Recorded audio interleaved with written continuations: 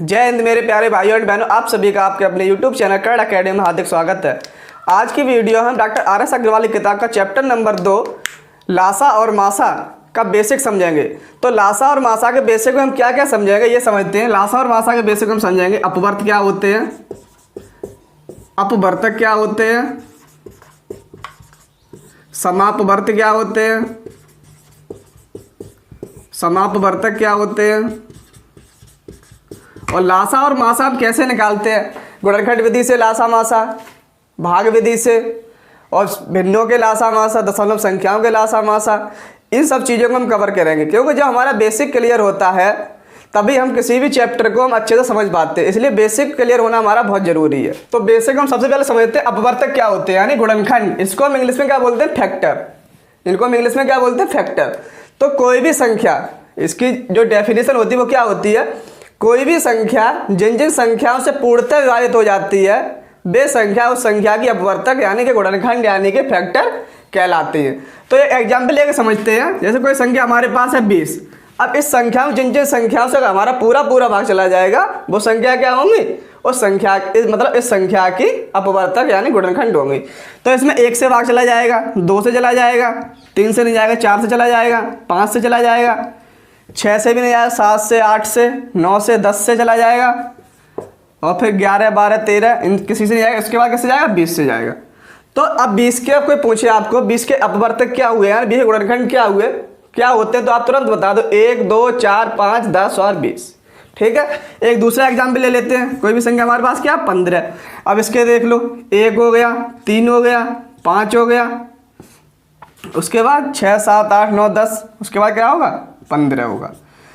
तो अब 15 में तो 1 से भी भाग जाएगा, 3 से भी चला जाएगा, 5 से भी चला जाएगा, और 15 से भी चला जाएगा। तो कोई भी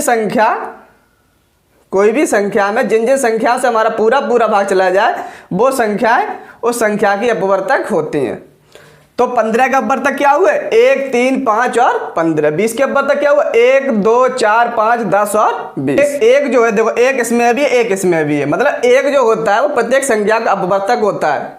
एक मतलब हर संख्या में आएगा, क्योंकि कोई भी संख्या होगी एक से तो डिवाइड होगी। तो प्रत्येक एक होता है वो प्रत्येक संख्या का अपवर्तक होता है। और जो स्वयं मतलब ये 20 है तो 20 का अपवर्तक क्या हुआ, 20 हुआ। 15 का 15 भी आ रहा है। ठीक है। तो एक और स्वयं मतलब स्वयं वही संख्या उस संख्या का अपवर्तक होंगे ही होंगे। एक और स्वयं वही संख्या उस संख्या के अपवर्तक होंगे ही होंगे। अब हम समझते हैं अपवर्त क्या होते हैं। अपवर्त मतलब गुणज, इनको इंग्लिश में क्या बोलते हैं, मल्टीपल। तो अपवर्त क्या होते हैं, किसी भी संख्या में प्राकृतिक संख्याओं से। प्राकृतिक संख्या क्या होती हैं, एक जो संख्या 1 से स्टार्ट होती है, गिनती में जो संख्या 1 से स्टार्ट होती है वो संख्या क्या होती है, प्राकृतिक संख्या। तो मतलब किसी भी संख्या में प्राकृतिक संख्या से गुणा करने पर उस संख्या के विभिन्न अपवर्त यानी गुणज प्राप्त यानी मल्टीपल प्राप्त होते हैं। कैसे प्राप्त होते हैं समझते हैं। जैसे कोई हमने संख्या ले ली, क्या मान लो हमने क्या संख्या, एक ही ले ली, क्या संख्या ले ली, 1 ले ली। तो 1 में जब हमने 1 से गुणा किया तो कितना आया, 1 आया। 1 में 2 से गुणा कितना आया, 2 आया। 1 से 3 में गुणा किया कितना आया, 3 आया। फिर 4 से करेंगे तो 4 आएगा, 5 से तो 5, 6 से 6। मतलब जो पहाड़े होते हैं, इसे हम ऐसे ही समझते हैं, जो पहाड़े होते हैं वही क्या होते हैं, गुणज यानी अपवर्त यानी कि मल्टीपल होते हैं। और संख्या ले लो, जैसे हमने संख्या क्या ले ली, 5 ले ली। तो 5 एकम 5, 5 दूनी 10, 5 3 15, 5 चौक 20, 5 25। इनका कोई एंड नहीं होता, ये चलते रहेंगे, एंड सो ऑन। मतलब आगे भी कितने भी बढ़ा लो। ठीक है। और एक एग्जाम्पल लेके समझ लो, हमारे पास क्या संख्या 30 है। अब हमें इसके क्या गुणज यानी मल्टीपल पूछा गया। तो 30 एकम 30, 30 दूनी 60, 30 तिया 90, 30 चौक 120, 30 पंजे 150। ऐसे ही इसके आगे चलते रहेंगे। तो गुणज क्या होते हैं, मतलब जो हमारे पहाड़े होते हैं वही हमारे क्या होते हैं, गुणज यानी कि मल्टीपल होते हैं। मतलब किसी भी संख्या में प्राकृतिक संख्याओं से अगर हम गुणा करते हैं तो उस संख्या में विभिन्न गुणज यानी कि अपवर्त यानी कि मल्टीपल प्राप्त होते हैं। अब हम समझते हैं अपवर्त और अपवर्तक में क्या अंतर होता है। हम दोनों की डेफिनेशन समझ चुके हैं कि अपवर्त क्या होते हैं और अपवर्तक भी क्या होते हैं, हम दोनों समझ चुके हैं। अब इनमें अंतर क्या होता है, एग्जाम्पल लेकर हम समझते हैं। एक हमारे पास एग्जाम्पल है क्या, 30 है। अब हमें 30 के क्या बताने, अपवर्त बताने हैं और अपवर्तक बताने। तो 30 के पहले हम क्या कर लो, अपवर्तक निकाल लो, अपवर्तक। ठीक है। तो अपवर्तक इसका क्या होंगे, 1, 2, 3, 4 से जाएगा, नहीं जाएगा। 5 से, 5 छक 23, 6 पंजे 23, 7 से, 8 से, 9 से, 10 से चला जाएगा, 11 12 13 14 15 से चला जाएगा, 16 17 18 19 20 21 22 23 24 25, उसके बाद किससे जाएगा, 30 से जाएगा। तो 30 के अपवर्तक क्या होंगे, 1 2 3 5 6 10 15 और 30। अब 30 के क्या हमें निकालने हैं, अपवर्त,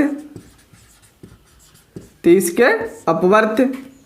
तो 30 के अपवर्त क्या होंगे, 30 60, 30 दूनी 60, 30 तिया 90, 30 चौक 120। ये इसके अपवर्त होगा, ये इसके अपवर्तक होगा और ये इसके अपवर्त होगा। अपवर्तक की डेफिनेशन क्या थी, कोई भी संख्या जिन जिन संख्याओं से पूर्णतः विभाजित हो जाती है वो संख्या उस संख्या के अपवर्तक कहलाते हैं। और अपवर्त क्या थे, किसी भी संख्या में प्राकृत संख्याओं से जब गुणा करते हैं तो उस संख्या के विभिन्न गुणज यानी कि अपवर्त प्राप्त होते हैं। ठीक है, तो ये हो गए अपवर्तक हमारे ऊपर वाले, ये हो गए अपवर्त। ठीक है, अब जैसे हमारे पास कहीं लिखा है 30, ऐसे लिखा 5 छक बराबर 30, क्या लिखा, 5 छक बराबर 30। अब हमें पूछा जाए इसमें अपवर्त क्या है और अपवर्तक क्या है, इसमें अपवर्त क्या है और अपवर्त। तो अब यहाँ से ये 30 है, 30 के अपवर्त, 30 के क्या होगा, ये अपवर्तक। 5 और 6 क्या होगा, 30 के 5 और 6, 30 के क्या होगा, अपवर्तक। मतलब 30 के अपवर्तक में देखो 5 और 6 आ रहा, नहीं आ रहा, 5 और 6। तो 30 के अपवर्तक क्या होगा, 5 और 6। और 5 और 6 के अपवर्त, 5 और 6 के एक ही है, मतलब जा। तो 5 और 6 का अपवर्त क्या हो जाएगा, 30 हो जाएगा। इसके बाद समझते हैं समापवर्तक। समापवर्तक इसको इंग्लिश में क्या बोलते हैं, कॉमन फैक्टर। समापवर्तक क्या होते हैं, समान अपवर्तक, समान अपवर्तक। अब हम अपवर्तक तो समझ चुके हैं, अब समान अपवर्तक, समान और अब हमें समझना, समान अपवर्तक को ही समापवर्तक यानी कॉमन फैक्टर कहते हैं। अब इसको इंग्लिश में क्या बोलते हैं, कॉमन फैक्टर। तो कॉमन जब कोई चीज़ हमें निकालनी है, कॉमन, तो कॉमन चीज़ निकालने की हमें कम से कम कितनी चीज़ों की जरूरत पड़ेगी, 2 चीज़ों की। जब 2 हमारे पास चीज़ें होंगी तभी तो उनमें से हम कॉमन चीज़ निकाल पाएंगे। और ज़्यादा से ज़्यादा कितनी भी हो, 3 4 मतलब कितनी भी हो, कम से कम क्या 2 चीज़ें होनी चाहिए। तो अब एक एग्जाम्पल से समझते हैं। जैसे हमारे पास पूछे 2 संख्या हैं 10 और 12, मतलब कम से कम कितनी होनी चाहिए, 2 होनी चाहिए। एक में से तो हम कॉमन चीज़ निकाल नहीं पाएंगे। तो हमारे पास अब 2 संख्या हैं 10 और 12, इनका हमें क्या बताना है, कॉमन फैक्टर। तो इसके हमें क्या करना पड़ेगा, क्या पहले हम इनके दोनों के क्या कर लें, अपवर्तक कर लें। मतलब जो अपवर्तक समान होते हैं, अपवर्तकों में जो समान होंगे वही क्या होंगे, समापवर्तक यानी समान अपवर्तक। तो 10 के अपवर्तक क्या होंगे, 1 2 फिर 4 तो नहीं, 5 6 7 8 9 10 यानी 1 2 5 और 10, 12 के 1 2 3 4 12 4 3 12 और 5 6 भी होगा, उसके बाद 12। तो अब इनका हमें क्या, अब यहाँ से इनका कॉमन फैक्टर यानी CF। समापवर्तक इनका क्या हो जाएगा, यहाँ से इनमें से देखो 1 भी कॉमन है और 2 भी कॉमन है। फिर उसके बाद तो अब हम आपको एक बात और बता दें, जो 1 है वो तो हर एक किसी में आना ही आना, हम आपको बता चुके हैं।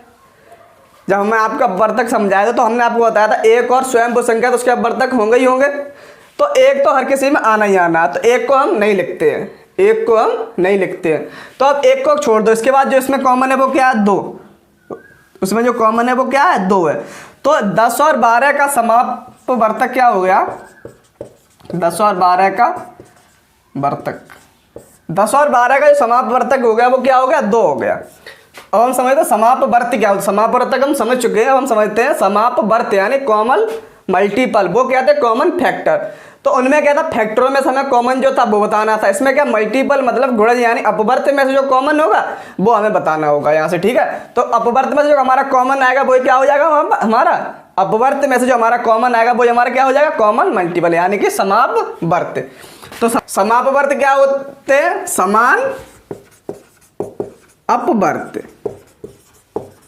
मतलब जो अपवर्तियों में से जो समान होगा वो क्या हो जाएगा, समापवर्त। तो हम एग्जाम्पल ले लो, एक हमारे पास एग्जाम्पल है 2 संख्याएं 6 और 9।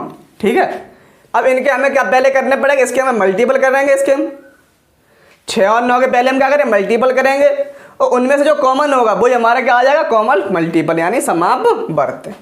तो 6 के मल्टीपल कर लो पहले, 6 एकम 6, 6 दूनी 12, 6 तिया 18, 6 चौक 24 करते जाओ, ठीक है। उसके बाद 9 के, 9 एकम 9, 9 दूनी 18, 9 तिया 27 एंड सो ऑन। तो इनके CM मतलब कॉमन मल्टीपल। तो इनमें कॉमन क्या है, देखो 18 इसमें भी, 18 इसमें भी है, तो इसका कॉमन मल्टीपल क्या हो जाएगा, यानी समापवर्त क्या हो जाएगा, इसका 18 हो जाएगा। अब हम समझते हैं मासा क्या होते हैं। मासा क्या होते हैं, मासा को क्या फुल फॉर्म क्या होती है, मासा। इसे हम जो क्या होता है, महत्तम समापवर्त, महत्तम समापवर्तक। जो महत्तम समापवर्तक होता है उसको हम शॉर्ट में क्या बोलते हैं, मासा, और इसको इंग्लिश में क्या बोलते हैं, HCF, यानी कि हाईएस्ट कॉमन फैक्टर। तो यहां से हम आपको कॉमन फैक्टर भी समझा चुके हैं और फैक्टर भी समझा चुके हैं, यानी कि गुणनखंड यानी कि अपवर्तक भी हम समझा चुके हैं आपको, और समापवर्तक भी समझा चुके हैं। अब जो समापवर्तक होगा क्या होगा, हम आपका जो समापवर्तक समझाए थे, समापवर्तक में सबसे बड़ा होगा, समापवर्तक में जो सबसे बड़ा होगा वही क्या हो जाएगा, हमारा HCF हो जाएगा, यानी मासा हो जाएगा। तो चलिए समझते हैं मासा कैसे निकालते हैं। एग्जाम पे समझते हैं। एग्जाम में हमारे पास है 35 और 42। तो 35 के हमने क्या किया है, फैक्टर कर लिया। इसके फैक्टर क्या हुआ, 1, 5, 7, 35, यानी फैक्टर तो आप समझते हैं ये फैक्टर क्या होते हैं, अपवर्तक, ठीक है। और 42 के भी हमने कर लिए, ठीक है। अब इनमें से ये देख लो कॉमन क्या है, कॉमन क्या है इसमें, 7। कॉमन क्या है इसमें, 7। इन दोनों में कॉमन क्या है, तो इसका HCF क्या हो गया, और बड़े से बड़ा तो 35, उससे बड़ी संख्या क्या है हमारे पास 35, तो इसमें 35 है नहीं, तो मतलब हाईएस्ट मतलब बड़े से बड़ा कॉमन फैक्टर वही क्या होता है, HCF होता है। तो इसका HCF कितना हो गया, 7 हो गया। हाईएस्ट कॉमन फैक्टर निकालने का ये हमारे पास कौन सा हो गया, पहला तरीका हो गया, मतलब HCF निकालने का ये हमारे पास पहला तरीका हो गया। अब दूसरे तरीके से समझते हैं, हमारे पास क्या था एग्जाम्पल, वही एग्जाम्पल 35 और 42। अब इसके दूसरा तरीका जो है हमारे पास वो समझते हैं, उससे कैसे निकालें। तो दूसरे तरीके में ऐसे लिखेंगे 35 और 42, ठीक है। और इसको क्या करेंगे, सबसे स्टार्टिंग का सबसे पहले स्टार्ट करेंगे 2 से। और इसमें कंडीशन क्या है हमारे पास, जो दोनों जो संख्याएं हैं वो दोनों संख्या कटनी चाहिए, ये नहीं एक संख्या कट जाए, जैसे 2 से ये कट जाएगी, ये नहीं कटेगी तो नहीं काटेंगे। ऐसी संख्या लेंगे जिससे ये दोनों संख्याएं कट जाएं। तो देखो 2 से ये दोनों संख्या कट रही है, नहीं कट रही है, 3 से नहीं, 4 से नहीं कटेंगी, 5 से, 6 से, 6 7 42, 35 नहीं कटेगी, 7 से, 7 5 35, 7 6 42, 7 5 35 और 7 6 42, ये दोनों संख्या कट गई। अब देखो, अब 5 और 6 इसी एक संख्या से कटेगा, नहीं कटेगा। तो इसका जो HCF यानी महत्तम समापवर्तक जो आया वो क्या आ गया, यहाँ से 7 आ गया। और एक तीसरा तरीका वो भी देख लो। तीसरे तरीके में क्या करते हैं, जो कितनी भी जैसे 2 संख्याएं थी हमारे पास, 3 संख्याएं या 4 हो, उन सबको क्या करें, अलग अलग लिखेंगे। 35 को लिख लो इधर 42 को, ऐसे 3 संख्याएं 3 खाने बना रहे थे, ठीक है। अब इनको क्या करेंगे, सबसे पहले स्टार्ट कहाँ से काटना, स्टार्ट करेंगे 2 से। 2 से कट रही है, नहीं कट रही, 3 से, 4 से, 5 से कटी, 5 7 35, 7 एकम 7। इसको देखो ये 2 से कट रही है, 2 दूनी 4, 2 एकम 2, फिर 3 7 21, 7 एकम 7। इसके बाद हम क्या करेंगे, 35 बराबर क्या लिखेंगे, 5 गुणा 7, 5 और 7। उसके बाद 42 बराबर 2 गुणा 3 गुणा 7। अब यहाँ पे क्या लिखेंगे, मासा यानी HCF, कुछ भी लिख लो, ठीक है। अब इनमें देखो कॉमन क्या है, कॉमन सिर्फ यही तो 7 है, तो इसका यहाँ से मासा क्या आ गया, 7 आ गया। मासा को निकाले एक तरीका और है, वो भी समझ लेते हैं। वो कैसा, भाग विधि से। भाग विधि से मासा कैसे निकालते हैं, हमारे पास एग्जाम्पल यही है 35 42। इसमें क्या करें, हम छोटी संख्या से बड़ी संख्या में भाग देंगे। तो 35 भागे 42, तो 35 एकम 35, कितने बचे हमारे पास, 12 में से 5 कितने बचे, 7 बचे। अब हमें क्या करना है, फिर हमें वैसे ही वो भाग वाला चिन्ह लगाना है। उसके बाद जो हमारे स्टार्टिंग में जिस संख्या से भाग दिया था ये वाली, इसको यहाँ पे लिखेंगे 7। ये प्रोसेस हमें कब तक करना है, जब तक हमारा शेषफल जो है वो 0 ना आ जाए। तो 7 पंजे 35। अब हमारा शेषफल यहाँ से क्या आ गया, 0 आ गया। तो इधर वाला जो है जिससे भाग देने पर हमारा शेषफल क्या आया था, 0 आया था, वो ही हमारा क्या हो जाता है, मासा हो जाता है। तो इसका मासा कितना हो गया, 7 हो गया। तो इन तरीकों में से आप किसी भी तरीके से मासा को निकाल सकते हैं। अब हम समझते हैं लासा क्या होते हैं। लासा का फुल फॉर्म क्या होता है, लघुत्तम समापवर्त। क्या होता है, लघुत्तम समापवर्त। इंग्लिश में से क्या बोलते हैं, LCM। अब इसका फुल फॉर्म क्या होता है, लीस्ट कॉमन मल्टीपल। अब हम आपको मल्टीपल भी समझा चुके हैं और कॉमन मल्टीपल भी समझा चुके हैं। अब जो कॉमन मल्टीपल होगा उनमें जो लीस्ट मतलब लघुत्तम यानी छोटे से छोटा कॉमन मल्टीपल जो होगा वो हमारा क्या हो जाएगा, LCM यानी कि लासा हो जाएगा। तो एग्जाम्पल एक हम समझते हैं। हमारे एग्जाम्पल हम हमने संख्या ली 10 और 15। इनका क्या पूछा ना, लासा पूछा है। तो इसके हम पहले क्या करेंगे, मल्टीपल कर लो 10 का। 10 एकम 10, 10 दूनी 20, 10 तीया 30, 10 चौक 40 एंड सो ऑन। उसके बाद 15 का, 15 एकम 15, 15 दूनी 30, 15 तीन 45 एंड सो ऑन। अब इनमें अब इसका LCM क्या हो जाएगा यहाँ से, यानी कि कॉमन मल्टीपल और सबसे छोटा। LCM वही होता है लीस्ट कॉमन मल्टीपल। तो इसका जो इसके मल्टीपलों में जो कॉमन है सबसे छोटा है 10, 20, 15। तो इसमें जो 30 है ये सबसे छोटा है और कॉमन है। तो इसका LCM क्या हो जाएगा, 30 हो जाएगा यहाँ से, ठीक है। और इसका दूसरा तरीका है वो भी समझ लेते हैं। दूसरे तरीके हम कैसे करते, जैसे हम तो ये संख्या थी इसको क्या करेंगे, मैं ऐसे लिख लेंगे इकट्ठा करके। और सब कहाँ से काटना स्टार्ट करेंगे, 2 से। सबसे कम 2 से 2, 3, 4, 5 काटना शुरू कर दो इनको। 2 पंजे 10, 15 कटा कोई बात नहीं है। मासा में क्या था, जब मासा में ऐसे लिखते थे तो उसमें क्या था, दोनों संख्या कटनी चाहिए। इसमें ये जरूरी नहीं है, इसमें एक संख्या कट जाए तो एक को ही काटते हैं, ठीक है। उसके बाद 3 से 5, 15। उसके बाद 5 से 5 एकम 5, 5 एकम 5। तो यहाँ से इसका लासा क्या हो जाएगा, 2 गुणा 3 गुणा 5, 2 3 6 पंजे 30।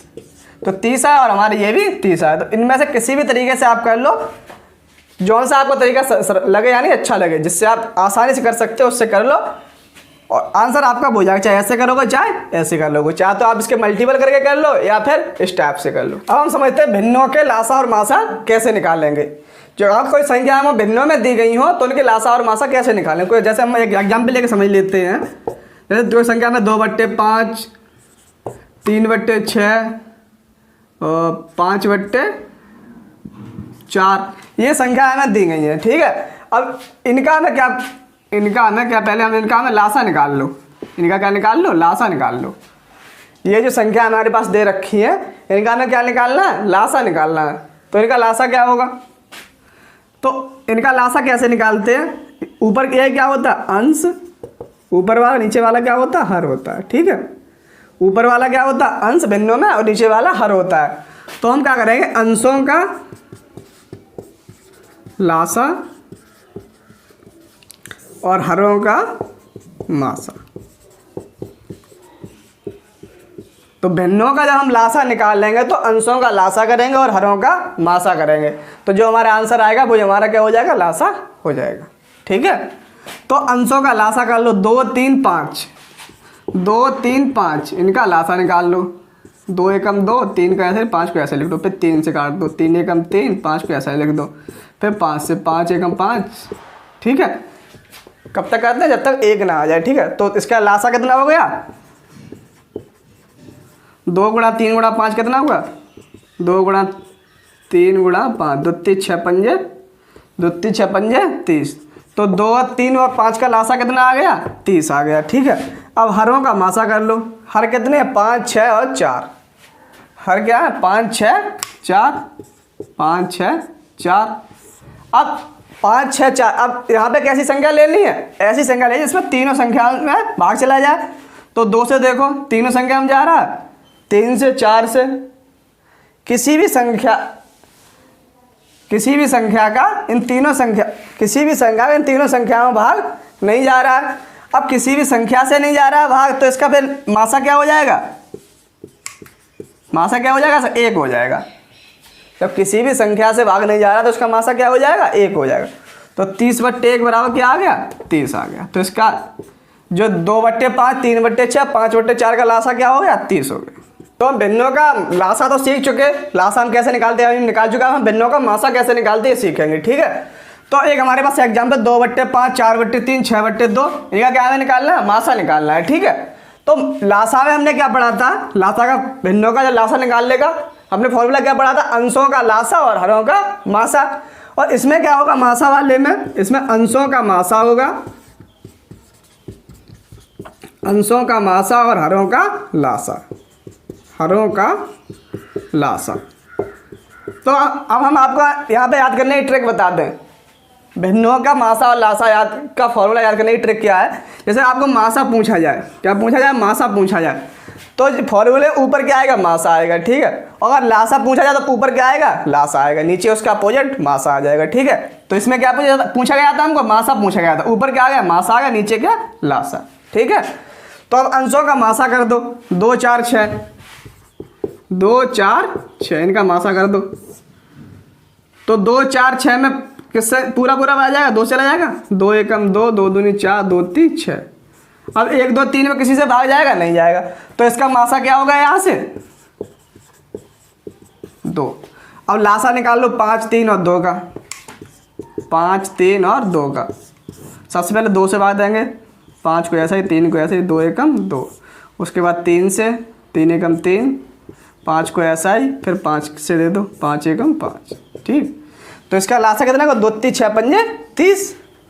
तो इसका यहाँ से क्या? अंशों का मासा, तो मासा कितना होगा? 2 और लासा कितना हो गया? 30। अब 2 एकम 2, 2 पंजे 2 एकम 2 और 2 एकम 2, 2 पंजे 10, 15 दूनी 30।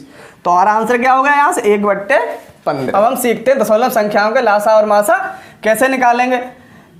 तो एग्जाम्पल लेके समझ लेते हैं। एग्जाम्पल क्या? 1.75 और 5.6 और 7.0, इनका हमें क्या निकालना है? मासा निकालना है। क्या निकालना है? इसका मासा निकालना। तो दशमलव संख्याएं हैं ये, इसको हमें क्या बोला है? साधारण संख्याओं बनाना है, ठीक है। सबसे पहले हमें क्या करना है? इनका दशमलव, इनका जो दशमलव है इनका दशमलव हटाना है। सबसे पहले हमें क्या करना है? दशमलव हटाना है। 1.75, 1.75, इसका दशमलव हटाएंगे तो क्या करेंगे? हम ये देखें दशमलव के बाद में इस साइड, किधर? इस साइड, दशमलव के इस साइड कितनी संख्याएं हैं? तो यहाँ पर कितनी संख्याएं? 7, 5 यानी 2 संख्याएं। तो हम क्या करेंगे? हर में दशमलव हटा के हर में क्या करेंगे? एक बैम उतने ही 0 लगा देंगे। क्या करेंगे? एक बैम उतने ही 0 लगा दें जितनी संख्याएं हैं। तो दशमलव के बाद 2 संख्याएं थी, तो हमारे पास हर में कितने 0 आ गए? 2 0 आ गए। ऐसे देखो 5.6। अब इसका हमें दशमलव हटाना है, तो दशमलव में कितनी संख्या है? एक संख्या, तो कितने 0 आ जाएंगे नीचे? 1, ठीक है। ऐसे ही देख लो 7.0, तो 0.0 इसका कोई मतलब नहीं, यानी संख्या 7 ही है, तो ये 7 का 7 ही रहेगा, ठीक है। तो यहाँ से ये क्या बन गया? 175/100 और 56/10 और 7। अब इनको काट दो, 5 या 15 बच्चे 2, 55 25 और 5 दूनी 10। इसको काट दो 2 से, 2 दूनी 4, 2 8 16 और 2 पंजे 10, ठीक है। तो यहाँ से ये अब क्या आ गई संख्या? 35/20 और 28/5 और 7। अब ये भिन्न के रूप में आ गए। तो भिन्नों का हम क्या करते थे? जब मासा निकालते तो ऊपर वालों का मासा, नीचे वालों का लासा। तो 35, 28, 7 का क्या करेंगे हम? 35, 28 और 7 का मासा निकाल लेंगे। तो ऐसी संख्या इनमें तीनों से भाग चला जाए, क्या होगी? 7 चौक 28, 7 हो जाएगी। 7 पंजे 35, 7 चौक 28, 7 एकम 7। अब कोई ऐसी संख्या इसमें तीनों से भाग चला कोई संख्या, तो इसका मासा क्या आ गया? 7 आ गया। लासा निकाल लो 20 और 5 का। 2 से काट दो, 2 एकम 2, 5 को ऐसे ही लिखा रहने दो, 2 पंजे 10, 5 को ऐसा ही लिखा रहने दो, फिर 5 एकम 5, 5 एकम 5। तो इसका लासा क्या जाएगा? 2 दूनी 4 पंजे 20, तो 7/20। अब 20 का भाग देंगे 7 में कितना आएगा? 0.35। इसी प्रकार इसका लासा निकाल लेंगे। लासा में क्या करेंगे? पहले इनको भिन्नों में कन्वर्ट कर लेंगे, ठीक है। उनका जब जो भिन्नों में आ जाए तो भिन्नों का लासा तो हम आपको बता चुके, ऊपर वालों का लासा निकाल, नीचे वालों का मासा।